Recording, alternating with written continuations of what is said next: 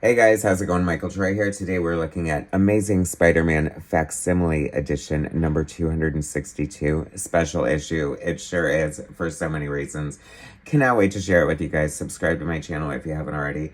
Hit that like button and let's get right into it.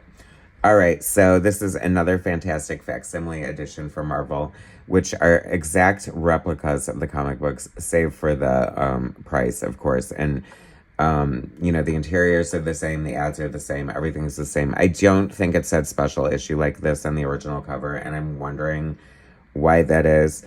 I feel like some of the printing is a little bit off on these facsimile editions. I absolutely love them. They seem like they've been random lately. They just did a Spider-Man one that was like part 4 of Kraven's Last Hunt without doing like any other issue. This was from an era in Marvel.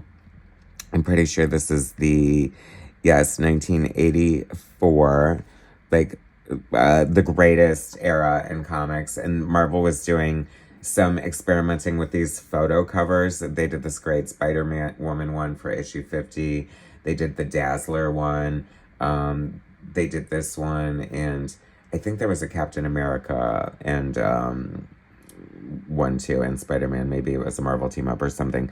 But this is great for so many reasons, because not only is it a great like photo, I love that this is probably like some intern or the closest person that they could find to look like Spider-Man. And this is actually a scene from the comic book, which is so amazing to me that they did a photo shoot for that purpose. And I'm not going to lie, when I first opened the book, and I thought, oh, this is kind of from the slightly boring era of Spider-Man. My brother definitely had this issue. I remember being jealous of the photo cover and low-key wanting it, but I wasn't actively collecting Spider-Man at the time. I did wind up actively collecting it, like, not soon after, or not long after this, so I don't know how I was in and out with Spider-Man, but I missed this the first time around, and it is so good. It's, like, not only the perfect Spider-Man story, but it's the perfect, like, Marvel superhero comic book story. Bob Layton script and pencils, Layton and Garzone inks, Rick Parker lettering, Christy Shield coloring, Tom DeFalco and Danny Fingereth editors, and Jim Shooter editor-in-chief. Great roll call for the credits box there. I love how they had like the little caption here that kind of just explains the character for new readers coming in. Like I said, this is very straightforward, very like 4 to 6 panel grid, non-dynamic layouts, kind of things like that. Bob Layton is a very traditional comic book artist. I loved his stuff on Iron Man, and I love his stuff here. But this is just like, this could almost be like, I wonder if this was a fill-in issue in a way, because it's such a great standalone story. Like, Peter is in this closet changing, as he has wanted to do, and this sleazy reporter who's there for some, I don't know, convention or whatever, just talk about being in the wrong place at the wrong time. They mention the fact that he kind of ignores his light spider sense warning him because he's tired. Like, so the thought, like, throughout the whole story, I just couldn't be more impressed with how thoughtful I felt Bob Layton was in his script as far as setting things up and, giving answers to little things. So this is a sleazebag photographer trying to get rich, and he just so happens to catch Spider-Man without his mask on, whips out his camera, takes a picture, panel directly from the cover. Love it, right? And then, of course, Spider-Man is like, OMG, I gotta get that film from you. And the whole issue is this cat and mouse chase. And it is amazing because, I don't know, like, that's one of my gripes about the way Marvel and the X-Men and Spider-Man and everyone is now, especially like if you watch an Avengers movie, they're all so freaking powerful and just like, they can do anything. So there's no like, feeling like there's no sense of danger or whatever. I don't know. So anyway, like and then technology, there's not like cameras everywhere. So, it's like he realizes that having a picture of Spider-Man without his mask on isn't worth much if you don't really know who he is. And in New York, there's quite a few people, right? It could be anybody. This is before facial recognition and all kinds of things like that. So, but I just love it because he's just chasing this normal man down, but he keeps like having, you know, like to worry about innocent bystanders, which of course is always a problem Spider-Man has.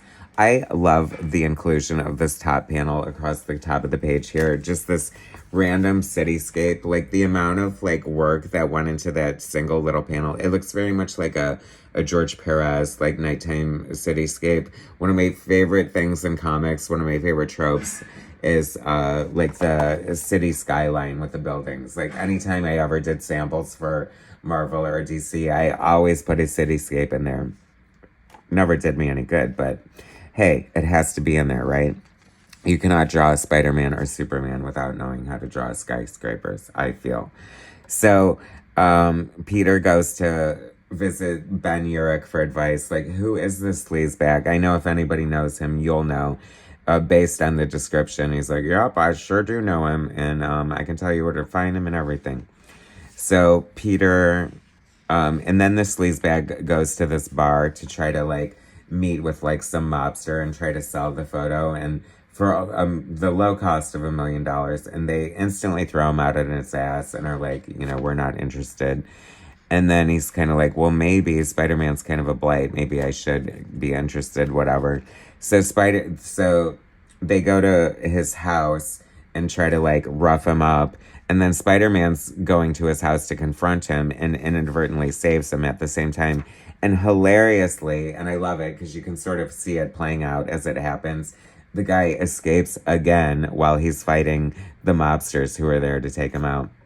So funny. And I also love the kind of thing that Bob threw in here, that Spider-Man is facing this moral dilemma of that, okay, now there's this guy out there who knows my secret identity. I have to catch him and destroy the evidence, but he knows what I look like. So what do I do with him? And the implications are chilling. Not really, but if you think about it, they could be. Anyway, so this guy, I mean, is this not the best? Like, who knew I would find such enjoyment in such a crazy, like, sort of, what would seem to be like a run-of-the-mill story. It just, like, is speaking to all my love of nostalgia of great, you know, superhero comics. This kind of took me out and cracked me up at the same time. Power Pack and Amazing Spider-Man with tips on ways to prevent SA. Don't go to a Diddy party. That's all I gotta say. Anyway, so much fun, right? I love these sort of old school tropes, like the profile of Spider-Man, them confronting the guy in an alley, and Spider-Man using his infamous spider signal flashlight to warn everyone that he's there. Like, so good, right? Props to Christy Shield for the great use of the limited coloring palette of the 80s. I just loved it. I just love every page of this book. I think it's so great. It's like perfect Spider-Man right here for you all. And of course, I mean, obviously he gets the film back and, you know, it's just, I don't know, it's great. And the next issue is the Spectacular Spider Kid, and they're like decrying it. I'm like, how did I miss that? And what was that all about? Hopefully they'll do a facsimile. I would love some facsimile Cloak and Dagger. If the facsimile editor is listening at Marvel, make it so. Anyways, do not sit on these facsimiles, guys. They are so good. They are so fun. I know at $4.99 it's a lot to pay for a freaking reprint of some 40-year-old comic book, but I don't know. It's better than buying the real issue at, like, probably cheaper, right? I don't know. It's just fun. Anyway, thanks for watching. Subscribe to my channel if you haven't already. Hit like, and I'll bring you more soon.